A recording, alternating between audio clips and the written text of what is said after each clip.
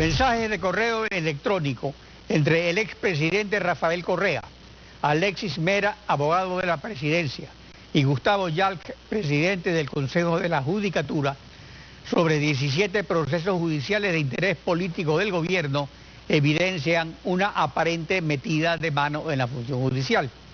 El expresidente de la República y el presidente del Consejo de la Judicatura no niegan la correspondencia, pero impugnan la validez de su presentación. Veamos. Sí, intercambiábamos correspondencia con el presidente de la República, pero creo que eso no les debería sorprender. Yo creo que lo que les debería sorprender es que no conversen las funciones del Estado sobre temas en el ámbito de su competencia, temas de Estado. Pero resulta que hay intromisión en la justicia y que hay que llamar a consulta popular por eso. Al menos eso leí en los diarios. Si hay intromisión en la justicia, que digan quién está interfiriendo en la justicia. Esa persona se tiene que ir presa, si es un delito. Lo único que hacen esos mails robados es demostrar responsabilidad, aunque cumplíamos nuestro deber de presidente de la República. Los asambleístas Esteban Bernal de Creo y Raúl Tello de Unidos por Pastaza han tomado la iniciativa de anunciar el pedido de juicio político contra el presidente del Consejo de la Judicatura. Esteban Bernal, buenos días, bienvenido a Contacto Directo. Buenos días, doctor Pinargotti, un gusto siempre estar con usted. ¿En qué fundamenta el pedido de juicio político? Mire, doctor Pinargotti, yo creo que lo que acabamos de escuchar este momento, justamente al presidente del Consejo de la Judicatura, manifestando de que no niega el contenido propio de los correos electrónicos, da muestra cierta de que existe una injerencia en la justicia ecuatoriana, de que se ha vulnerado la independencia de la justicia ecuatoriana. La procedencia de los correos electrónicos es un tema de carácter penal. Sin embargo, me atrevo a decir que probablemente utilizaron el mismo mecanismo con el que el gobierno nacional obtuvo, o el gobierno de Correa, obtuvo los correos electrónicos de Marta Roldós, o los correos electrónicos de la empresa Sedatos. Así que curarse en sano por el tema relacionado de cómo es la procedencia de dichos correos electrónicos no cabe el caso. Creo que lo fundamental es el contenido como tal, en donde da cuenta cierta de la violación flagrante que ha hecho el doctor Gustavo Yalc a la Constitución y a la ley.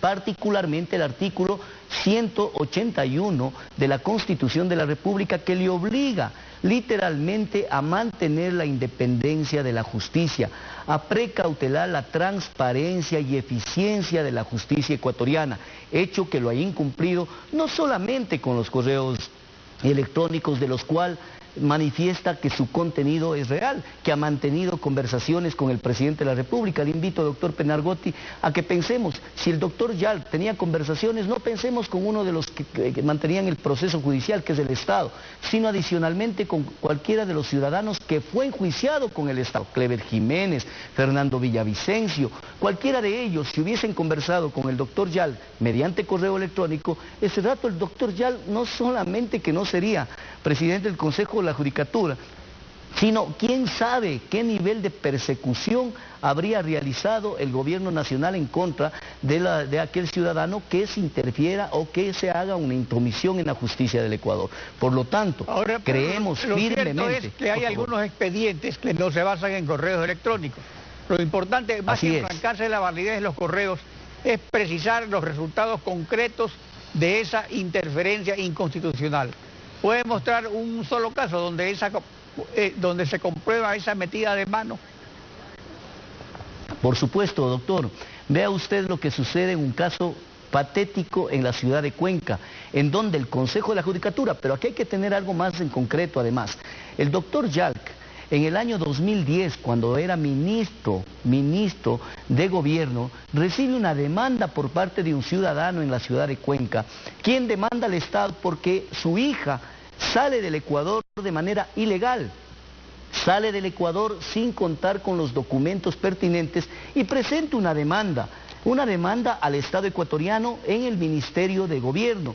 Y obviamente el ministro de Gobierno de aquel entonces era nada más y nada menos que el doctor Yalc. Aquí está la demanda que se presentara por parte de este ciudadano ecuatoriano en la ciudad de Cuenca. El doctor Yalc conoce particularmente este tema porque es notificado sobre este particular, sobre este juicio, es notificado directamente en la ciudad, en el Ministerio de Gobierno. Aquí hay que entender que inclusive los documentos que le estoy presentando da cuenta cierta que de manera administrativa, en varios documentos del doctor Gustavo Yalc, en aquel entonces ministro de Gobierno, da a conocer a todas las funciones sobre este caso, sobre una demanda por más de $600.000 al Estado en daños y perjuicios que el ciudadano ecuatoriano con su derecho lo ha planteado.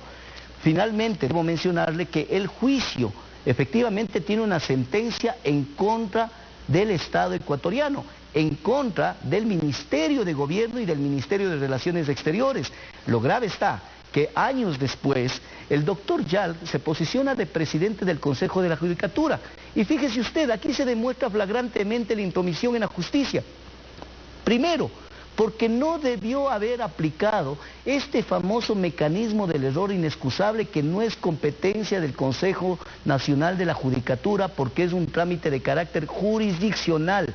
Es decir, solo los jueces pueden autorregularse, solo los jueces pueden determinar la existencia o no del error inexcusable. Sin embargo, el Consejo de la Judicatura, presidido por el doctor Yalc y sus vocales, toman una determinación, aquí inclusive, doctor Pinargote, incluye con conflicto de intereses, porque posterior a ello, 3 años después, cuando se sentencia este juicio y se manda a pagar al Estado alrededor de $300.000, de acuerdo a la información que tenemos, el Consejo de la Judicatura toma la decisión de destituir a los jueces que han aplicado en derecho este derecho que tiene el ecuatoriano, que tenemos los ecuatorianos de reclamar a un Estado cuando nos vemos vulnerados. O sea que el Consejo de la Judicatura, cuando estaba ya presidido por el doctor Yalc, destituyó al juez que falló en contra, digamos, del Estado ecuatoriano representado por el doctor Yalc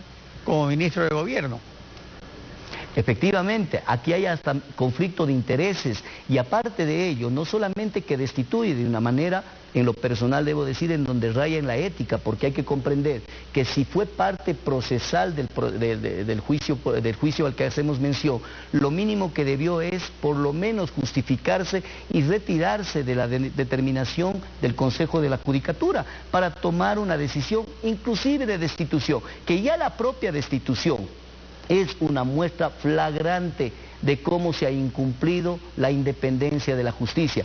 Doctor, ahora, Baltasar Garzón, coordinador de la Veeduría Internacional para la Reestructuración de la Función Judicial, advirtió que la figura del error inexcusable entre las competencias del Consejo de la Judicatura sirve para desviar las competencias administrativas de ese Consejo sobre la actuación de los jueces. Ese ha sido entonces el mecanismo utilizado para acorralar y amedrentar a los jueces, ese mecanismo sobre el que advirtió Baltasar Garzón. Mire, el propio doctor Baltasar Garzón, efectivamente, en su tercer informe de Veeduría Internacional, en el último párrafo manifiesta su tremenda preocupación por la aplicación de esta figura perversa y de persecución que ha utilizado el Consejo de la Judicatura, que se llama error inexcusable. El error inexcusable es facultativo exclusivamente de los jueces, es decir, para poder calificar aquello, tiene que ser un juez de tribunal de alzada, es decir, un juez superior que pueda determinar, no el Consejo de la Judicatura, que está llamado a generar acciones disciplinarias de carácter administrativos. Es imposible que se haya podido aplicar un error inexcusable porque ese es un involucramiento directo y perverso a la independencia de la justicia sobre actos jurisdiccionales. Ahora, sobre la validez de los correos. Todos los colegios de profesionales han apoyado, todos los colegios de profesionales, del Colegio de Profesionales de Pichincha, de la SUA y de Loja, han pedido la renuncia del doctor Yalc y hayan apoyado este juicio político porque saben la vulneración legal que ha hecho a la justicia ecuatoriana. Respecto a la validez de los correos, algo muy importante es si fue desde correos oficiales, en cuyo caso se trata de documentos públicos o de cuentas privadas en las que se trató asuntos públicos, como hacía la exsecretaria de Estado Hillary Clinton. ¿Qué clases de cuentas de correo electrónico son las que se utilizaron? Mire, lamentablemente nosotros hemos podido mirar y observar con absoluta sorpresa cómo de manera informal se mantiene una comunicación, dice el doctor Yal, era prudente y procedente que se mantenga una conversación con el presidente de la República. No es prudente ni procedente cuando en un juicio uno de los actores es el presidente de la República, cuando por medio existe una necesidad por parte del poder público de manejar la justicia a través de quienes están llamados a garantizar su independencia. Pero si dice que hay una comunicación de carácter oficial, hágalo a través de correos electrónicos oficiales del Consejo de la Judicatura, de manera pública, no de correos personales, que ahí nomás ya se configura una acción improcedente e irresponsable con la independencia de la justicia.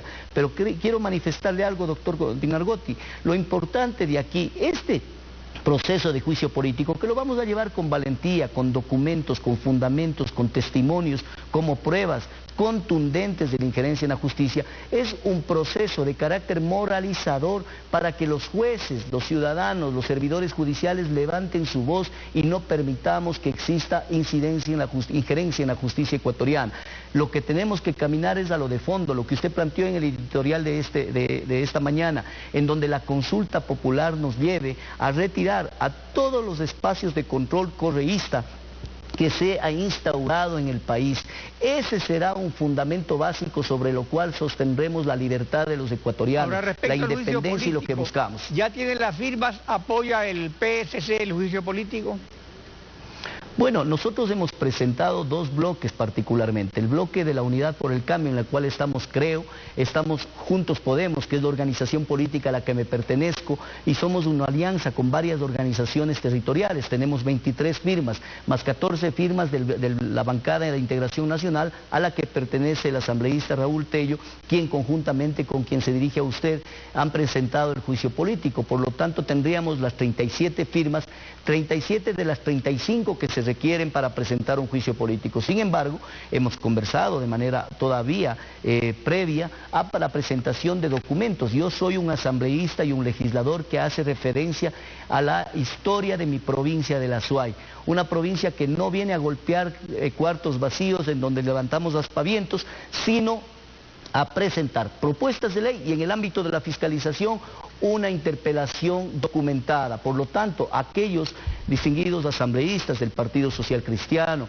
independientes del movimiento Suma, con quienes estuvimos en campaña electoral, estoy completamente convencido que aportarán con sus firmas. Al pedido, ya que tienen las firmas mínimas. Esteban Bernal, gracias por su participación en Contacto Directo. Gracias a usted, doctor Pinargotti. Bueno. Más adelante, Andrés Freire, representante de la Red de Instituciones Financieras de Desarrollo, cooperativas y ONGs dedicadas al microcrédito a sectores excluidos. Vamos a revisarlos. ¿Cómo incluirlos? A través del dinero electrónico. Siga con nosotros, ya volvemos.